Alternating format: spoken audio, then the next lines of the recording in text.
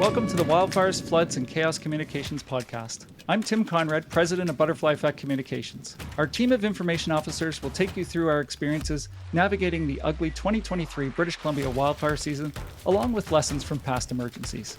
I'm happy to introduce you to Kendra Stoner in this episode. Kendra was a public information officer in the Columbia-Shuswab and Squamish-Lillooet Regional District Emergency Operations Centers and also supported the Pathways to Preparedness project in the Cariboo Regional District. All right, here's more about Kendra. Kendra Stoner is a seasoned professional with extensive experience in both emergency management and communication. She holds a bachelor's degree in professional communications from Royal Roads University and an associate certificate in emergency management from the Justice Institute of British Columbia, which has equipped her with the knowledge and skills to excel in her career. Throughout her career, Kendra has developed a strong passion for helping communities and organizations prepare for, respond to, and recover from emergencies. She has worked for various emergency management agencies and has been involved in disaster response efforts, including floods and wildfires. Her experiences taught her the importance of effective communication during emergencies, and she has become an expert in crisis communication and public information management. In her current role as professional communicator, Kendra is responsible for developing and implementing communication strategies for various organizations. She works closely with clients to ensure that the right message is delivered to the right audience.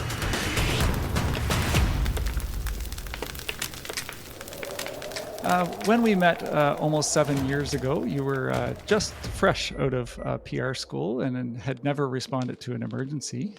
You are now an experienced member of the Butterfly Effect Communications team. You've responded to emergencies in 3 different regions and many incidents and projects from mitigation through to recovery. So I'm curious, when you think back from then until now, tell us what experiences stand out and why. Yeah, for sure. Emergency response has been the most rewarding work. The high intensity, the adaptability during an activation, and having communities rely on me and my team for crucial information during such incredibly vulnerable times. And being able to support them has really filled my cup professionally and personally. Although the work is very stressful, as you know, I've truly enjoyed helping people during the difficult times in emergency. Something that stood out to me was probably when you watch your work and the work that you and your team have completed, and you watch that on the 5 o'clock news, and you see the impact that your work has been doing on the communities and residents and the media and the whole world. That stood out to me over the years, and it's just truly showed the importance of the work and that I'm part of, and really grateful. Seeing communities come together during such trying times also has stood out to me, as seeing humanity work together and support each other. It's truly spectacular. Yeah, it is. It's really neat to see that resilience sort of come together in people. I love that part of seeing that how human people become in those moments, and just that teamwork that goes into this is really just super enjoyable. So. This season was unique for you as you supported both EOCs that you were in, both emergency operations centers, remotely. Which you had never done before. I had never done that before. So besides when I did have a stint during COVID, I was supporting in healthcare. But when you were first in the Shuswab, you were supporting a team which was in person. So you're in a hybrid situation there. You were the only one, I believe, dialing in remote. And so that made it into a hybrid EOC. What made that challenging? Yeah, I think communicating amongst the team was primarily the most difficult part of that hybrid model. An in-person EOC, you're able to kind of support each other on a different level. Reading into body language and keeping an eye out for burnout and those kind of signs is essential during those challenging times. Mm-hmm. Being able to check in and ensure everyone is doing simple things that often get forgotten is really helpful. Like when I was deployed in person, I would often say water break to my team members. And although comical, it was a good reminder. We forget those very minute, easy, simple tasks when you're activated like that.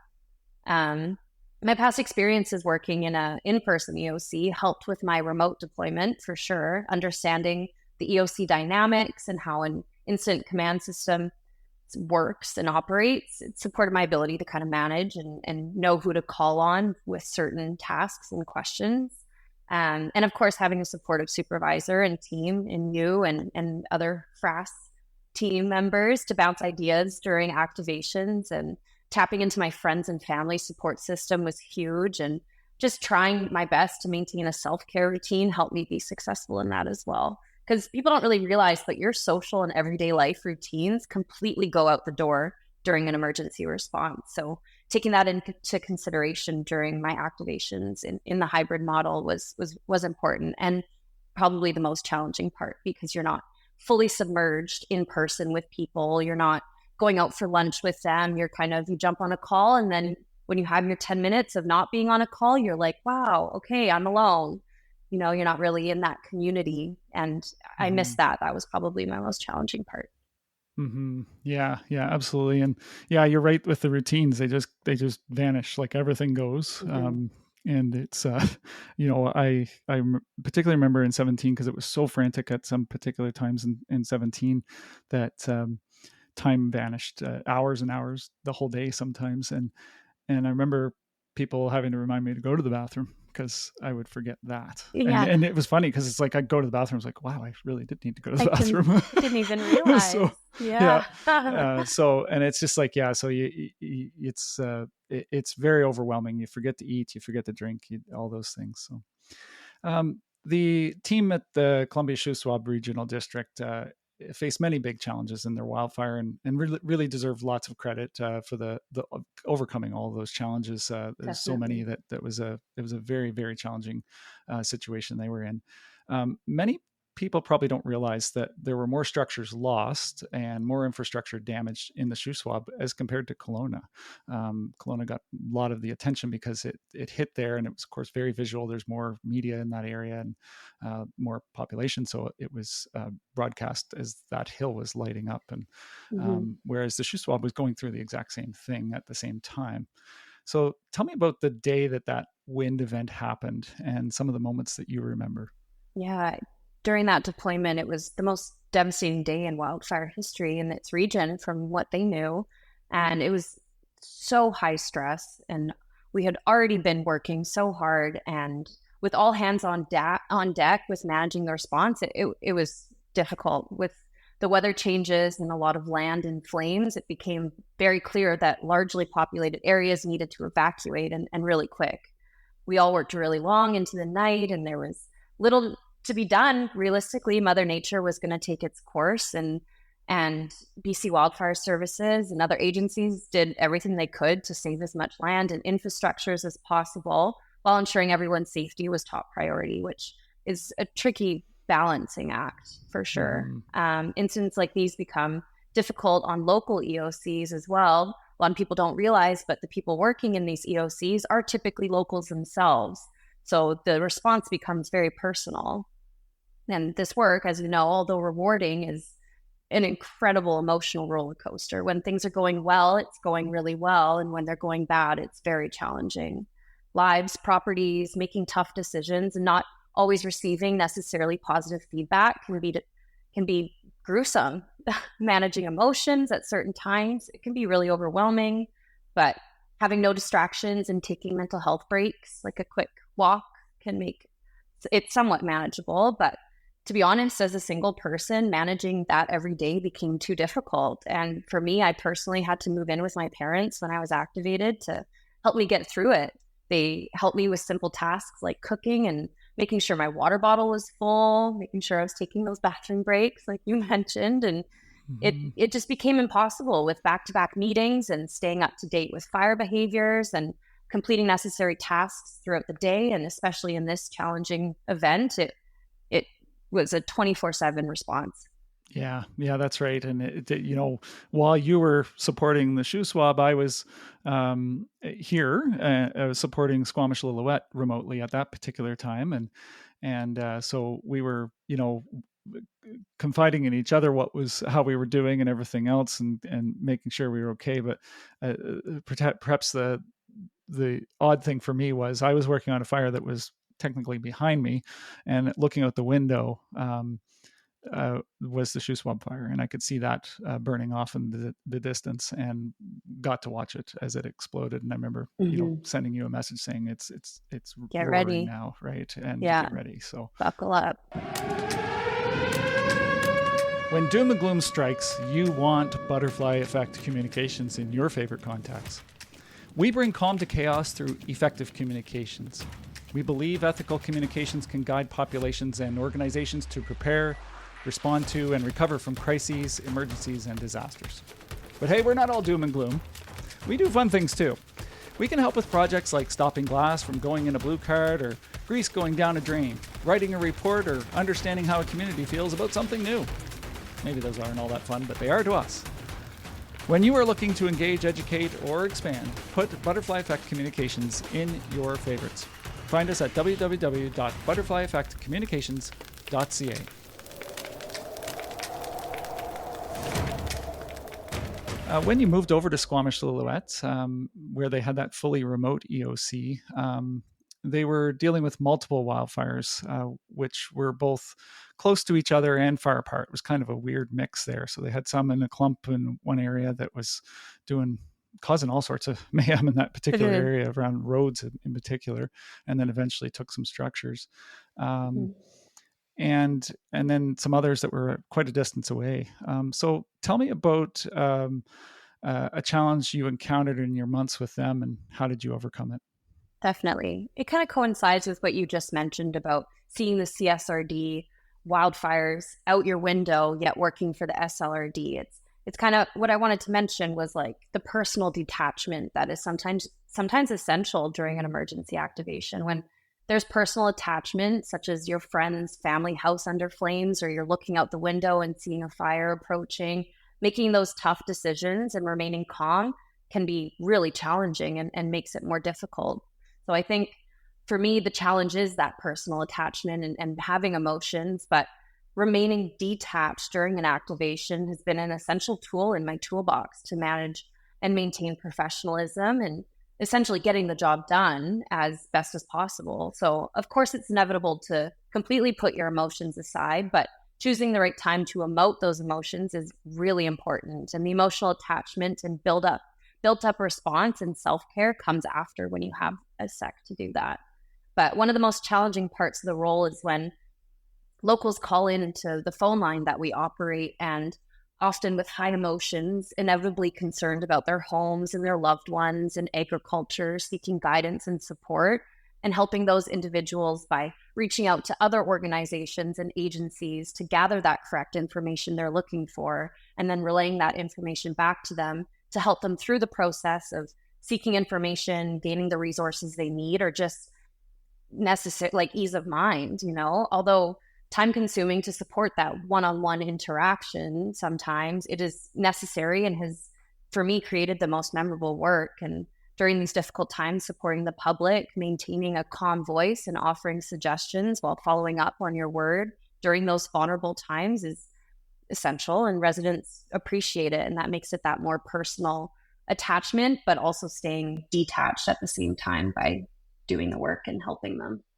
Yeah, absolutely. And I really, I enjoy those phone line calls. Whenever I can get on one, it's difficult in our role, especially when we're in the lead role of information to have that opportunity. But as you mentioned, I remember in the Caribou last summer, I had a woman call, and she called and she's like, well, I'm not really sure why I'm calling, but I just thought, I saw the work that you folks were doing, and I thought I'd reach out and give you a call and make sure you knew that really appreciated everything you're doing.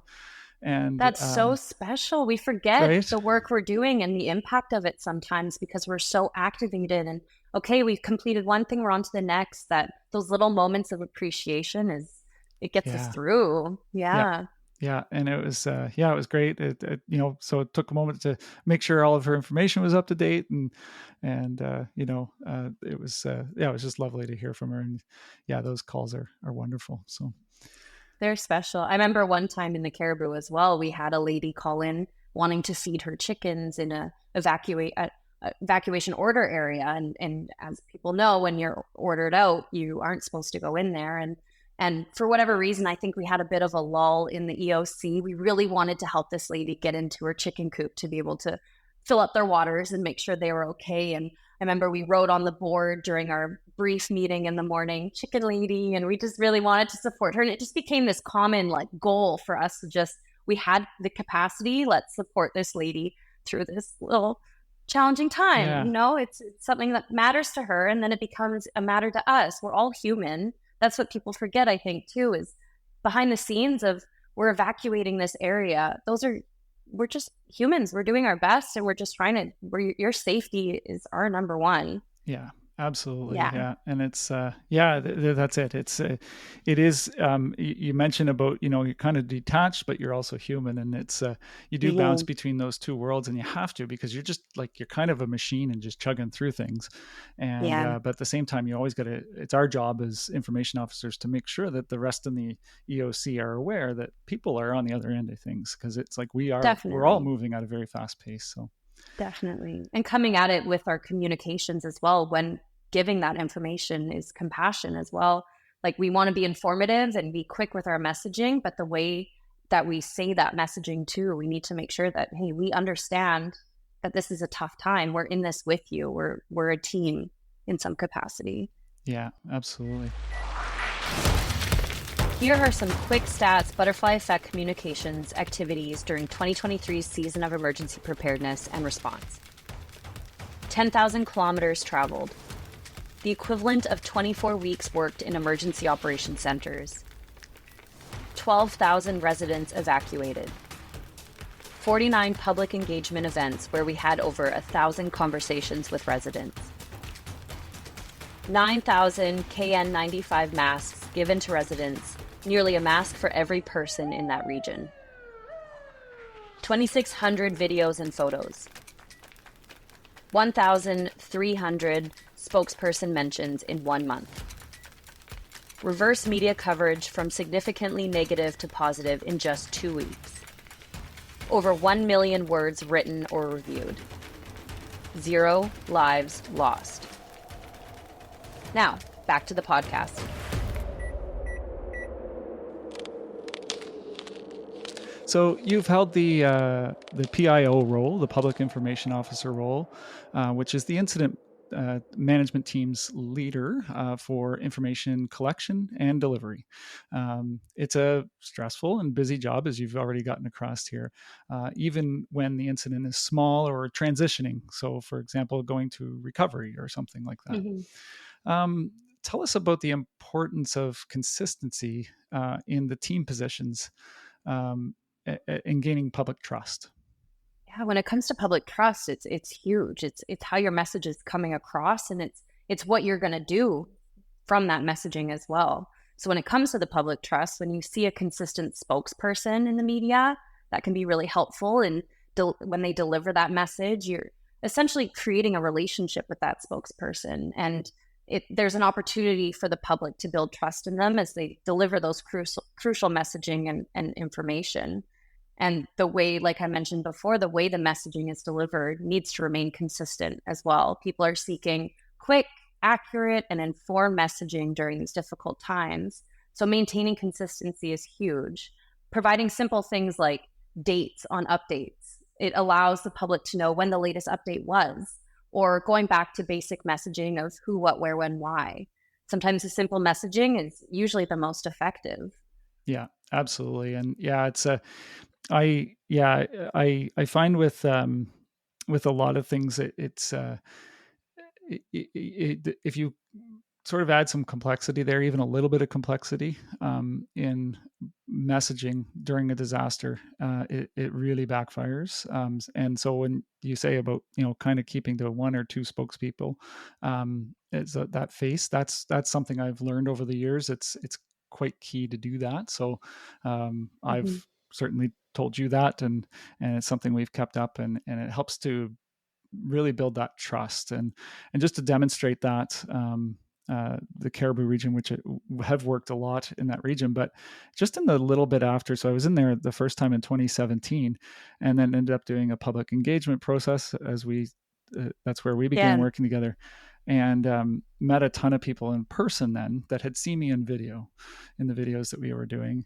And then again, the following year was back again and helping out with the floods and fires. And when I was out in the community, what started to happen was I would get hugs when people would see me, Oh, of and I was like, I don't know these course. people, you know, and it was just kind of weird. But they know But they knew you. me, and it started like Yeah. after a while, I started to hear a similar thing, which was you came into my house every day and kept me calm and kept me Oh, informed, and you became part of the family. And so they still, and so yeah, I was doing this preparedness project up there this last year too, and same thing was happening. I was bumping into people that I recognize them, and they come, and it's the hug is standard, and if there's any baked goods, they usually give me those too. So it's a win-win. love those. Yeah, Yeah. It gives you credibility, right? And you become this like safety blanket almost of like, we know Tim, we know that face. It's familiar.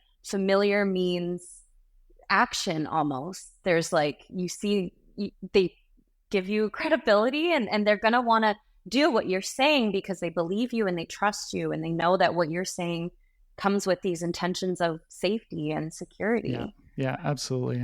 And the other side, like I'll just throw this on and we'll go to our next question here. But the other thing I found too is just always being as real as possible. So there's not polished and fixed up, no makeup and all that. And it's so if I would look tired, I'm tired, right? Like it's so it kind of showed, and that's something that people picked up on, that they were like, we can see that what is happening right now isn't good.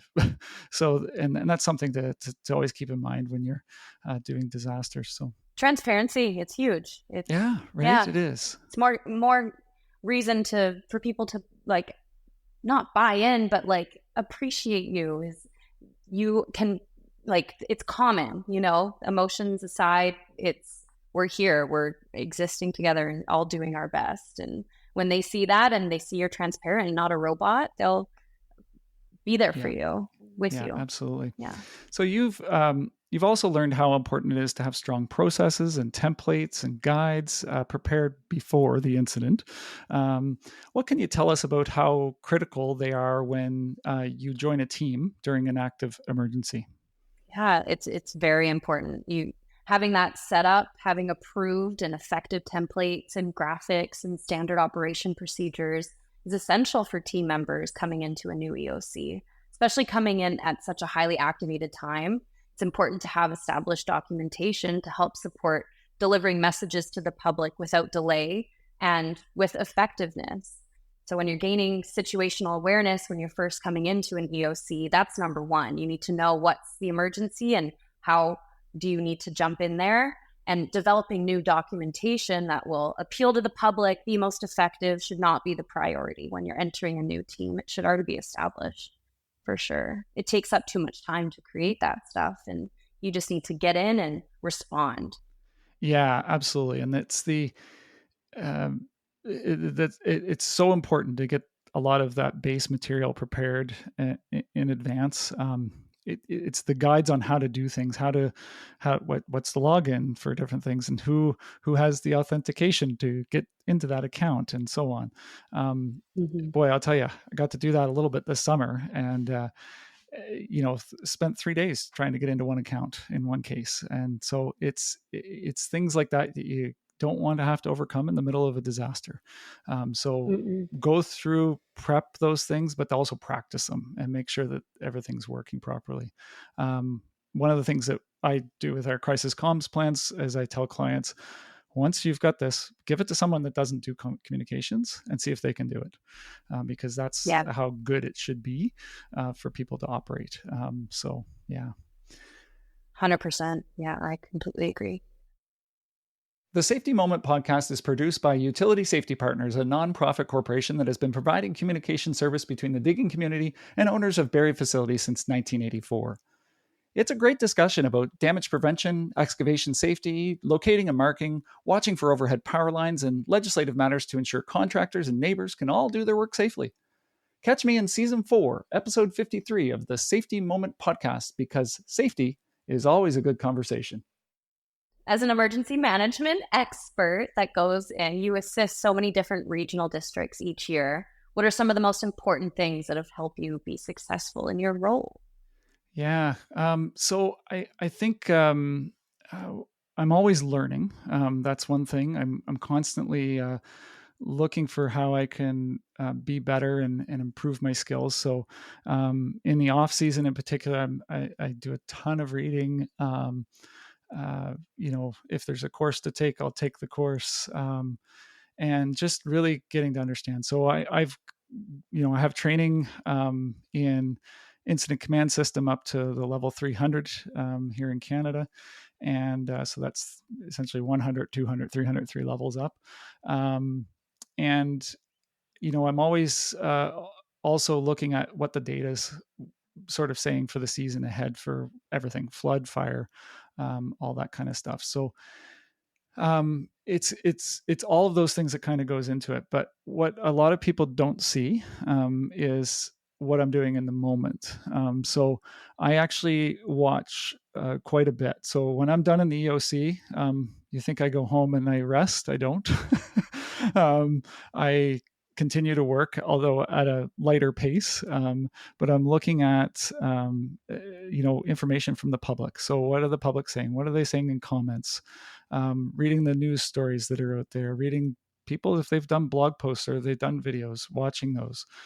So really getting a good sense of what the whole picture of the public and what the public is also seeing, right? So what other information is presented out there. So I'm constantly um, drawing in that information, and so really doing research so that I can build out and strategize what the next steps will be. So and then I think the other thing is too is just having respect for the people in the room. Everybody has different job, and most people are doing it for the first time when I get there, so I respect that, and I try to do as much as I can to mentor that. I think I've done around 21 disasters now, and so I've come in with a lot that I can offer, and I've worn every vest in the EOC at least once, often more than that. So I understand the jobs, and I can kind of help people along and be supportive for them. So yeah, so there's a couple things that kind of come to mind for that. I enjoy it though. It's good work, and I really enjoy helping people. That's the big thing for me. So Yeah. you work some of the longest days of everyone on the Butterfly Effect Communications team last summer. You worked over 20 hours on one day, 15 hours on two other days just after that. So it was a pretty rough go that first week. Um, we also know that you worked remotely the entire season, supporting both the Columbia Shuswap Regional District and then switching over to Squamish Lillooet Regional District. So the EOC isn't for everyone. Some people really struggle with the situation, the structure, the pace, the hours, the intensity. So for those who are curious about working in an EOC, what can you tell them about the experience? It's both the hardest and most rewarding work you would ever do. It involves bravery and courage to face these emergencies and incredible mental and physical strength to get through most days. Those who are self aware and capable of putting your life completely aside during these activations are the ones that will succeed and be more successful. You get wrapped into the response, and although you're trying to maintain a level of professionalism, there are moments you need to take to yourself behind the scenes, and doing a few push-ups, having a quick chat, stepping outside to breathe in some fresh air, or honestly having a cry are sometimes what you need to get through. For me, having the Justice Institute of British Columbia credentials has supported me staying current and informed. And like what you mentioned, being able to wear all those vests, knowing other departments and everyone's roles within the ICS incident command system really helps support all internal and external communication needs. But like you said, the EOC honestly isn't for everyone. And yeah, it's tough, but if you love helping people, you will never forget this kind of work. Yeah, that's right. And it is, a lot of the people that I've worked with that have decided not to do it again. It's not that they don't care about people or anything. It's just that sometimes there's a pressure point somewhere, and there's nothing wrong with that. I shame nobody No, that of course not. doesn't want to do this work. That's extremely important because I'm thankful for any time that anybody puts in. Yeah. And it is very difficult work, no matter which position you have in the emergency operations center. It's tough over and over again. And what we're seeing now, of course, is, I mentioned 77 days in 2017. Well, we thought that was a massive amount of time. Like nothing had ever come close to it at that particular time. This summer, we were in 2 EOCs that went to near 100 days, actually 3 with the caribou. So crazy what's happening now that these disasters and emergencies are getting stretched out even longer periods of time. So you've met hundreds of people who have filled roles in the EOC, and despite your experience, you are still among the youngest on most teams. And when you think about the people who work in the EOC, what personal and professional traits stand out to you? Yeah. The people that work in an EOC that are hardworking, driven, motivated, passionate, and kind are the ones that have always stood out to me. Ones that check in with their teammates and know how to look for signs of burnout, the ones that tell you to step outside, go use the bathroom when you're neck deep in all your tasks and responsibilities, but know you need a moment to go take a breath. I've always admired. Um, in a short period of time, when I get deployed in a region, I'm able to notice those who are reliable and come prepared for meetings, able to get the job done, keep a cool, level-headed as much as they can, and follow through on their tasks are the ones I gravitate towards and rely on the most during emergencies. And I may be young, but I am mighty. And my post-secondary education focused on professional communications and emergency management. And I continue and will continue adding training to these areas, and have committed to being a lifelong learner. And I'm continuing to advance my education, training, and experience to bring sound advice, leadership, and professionalism to the table. And that's my goal. Yeah. Yeah. Yeah. And